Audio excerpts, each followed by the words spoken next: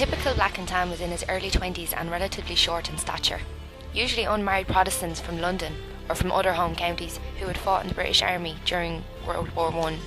According to legend, the black and tans were ex-convicts and psychopaths, hardened by prison and crazed by war.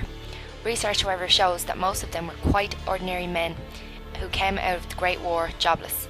Constabulary offered competitive wages, chance for promotion and the prospect of pension. Pat Mahon, an Irish constable who worked as a clerk in the RAC's recruiting office in London, denies that the RAC was deliberately recruiting criminals. He says that applicants were screened by checking police reports and army references, and that any applicant without at least a good character reference from the army was automatically rejected. The black and tan still have, however, gone down in history as the British equivalent of the German Freikorps. Evidence shows that they were quite ordinary men whose violent and even criminal behaviour was a product of circumstance rather than character. Why were they called black and tans?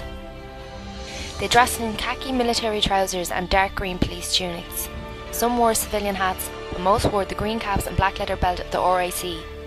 Initially there was a shortage of RAC uniforms for the new recruits.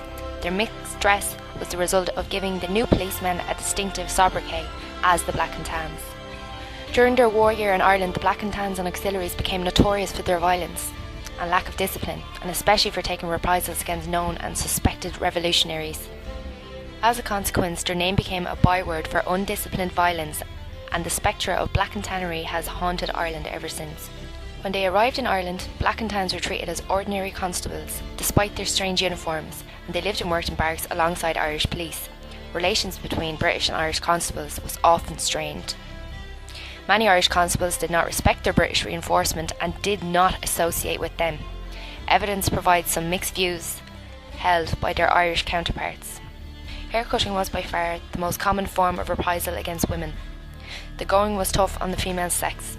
To intensify the reign of terror, swoops were made at night, entries were forced into their homes, and the women's hair cut off in a brutal fashion, as well as suffering other indignities and assaults. With virtually all IRA men away from their homes, on the run, attacks on unprotected women may have been seen as a way to weaken their morale. The reign of terror on the civilians of Ireland worsened as the black and tans became increasingly frustrated at their inability to defeat the IRA. One horrific event in particular took place on the 21st of June in 1921 in a small and peaceful village in the county of Roscommon. The innocent residents of this picturesque village called Knockcroghery were to undergo a night of terror at the hands of the black and tans. Knockcroghery is located between Roscommon town on the north and Athlone to the south, and is bordered by the beautiful expanse of Lough Ray. The village has a name which suggests an earlier form of terror. It translates into Gaeilge as Knock an Crocha, which means the hill of the hanging. In the early hours of the morning, the residents of the village were woken by the sound of gunfire.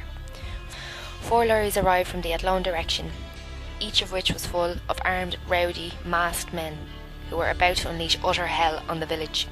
They hurled petrol bombs onto the thatched cottages. People were forced to flee their home in their night attire, leaving all their possessions behind. There were 15 houses along the main street of Knockcroghery on the eve of the burning. By morning, all but 4 had been reduced to ash. The Roscommon Herald captures the state of Knockcroghery village after the attack. The village presents a shocking appearance, being a mass of smouldering ruins, with former occupants homeless and destitute. Reports in the Strokestown Democrat echo similar scenes of a village in ashes. Johnny Dolan, who was present in the village on the morning of June 22, 1921, reports, "It was the saddest sight he ever saw, people searching among the ruins for whatever they could find." Compensation for rebuilding the village was paid under the terms of the 1921 treaty. This event was reported in several of the country's newspapers, however, all reports are very low key. This would have been due to the self-imposed censorship by editors out of fear of repercussions by the black and tans. This again shows the fear that the black and tans installed in the civilians of Ireland. In the judicial proceedings and records of the RAC, the following report was made about the burning. The most serious offence was the burning of Knockcroghery village on the night of the 21st of June by unknown, armed and masked men, who came and went about 1 to 2 a.m. in the direction of Athlone. 10 dwelling houses, shops, etc. were completely destroyed and 3 partially by fire. No trace of the offenders has so yet been got. The people in the locality attribute the occurrence to the military from Athlone after Commandant Lambert was killed, but there is nothing to show that this is so. This type of vague report was common, not pointing the finger at the military. It was a common occurrence that people would make reports to the barracks, but no further action was ever taken by the authorities. This gives the impression that the reports of the RAC, although official documents, may not be entirely accurate or honest when reporting instances such as the case of the burning. Although questions were raised in Westminster about this barbarous outrage, nobody was ever held accountable for the burning of Knockcroghery. Contemporary accounts show that while it was blindingly obvious to everyone that the attackers came from the barracks in Athlone, witnesses could not be got to give evidence.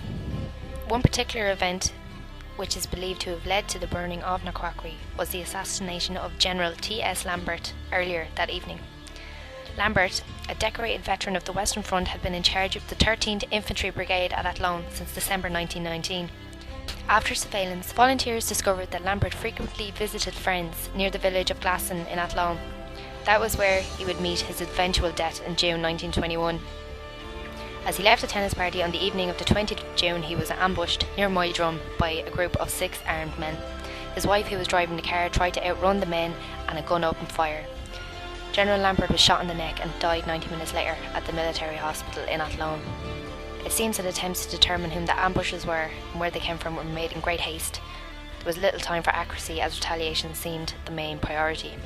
An investigation by the Crown Forces obtained the following vague account. The men who were armed in the attack were seen crossing the fields towards Lochrie, by which it is believed they escaped in boats to the Connacht shore. Knockcroghery, since it is located along the shores of Lochrie on the Connacht side of Athlone, could potentially house the guilty party. Speculation played a serious role here, as the clues found in the investigation, such as towards Lochrie and the Connacht shore, could have led to any amount of other locations. Regardless, the inhabitants of the small, peaceful village were soon to suffer the consequences of Lambert's murder. This particular event is just one account of thousands of ambushes, attacks and burnings, etc., all over the country.